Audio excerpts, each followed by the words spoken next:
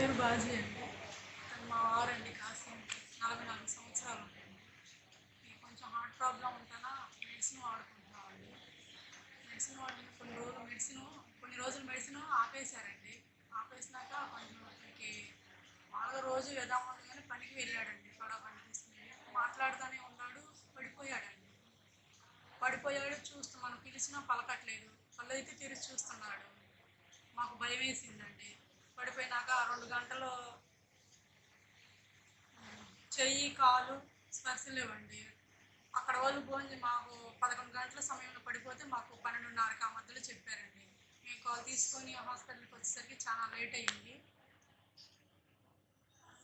నోటి మాట లేదు, కంటి చూపు అయితే ఉంది కానీ నోటి మాట లేదు, కాలు చెయ్యి రెండు లేదు.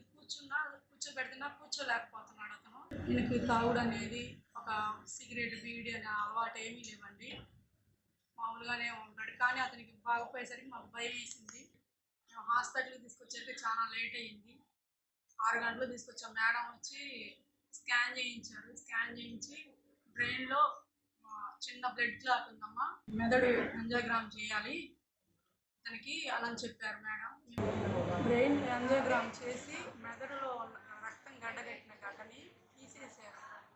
అంతా బాగుంది దేవుడి దయ వల్ల.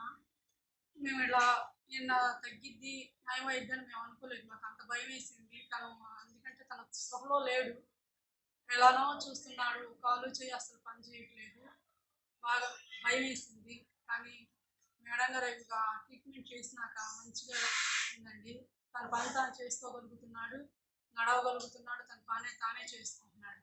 పని కూడా చేసుకోగలిగే శక్తి వచ్చింది. ఇప్పుడు బాగుందండి. రికవర్మెంట్ బాగుంది.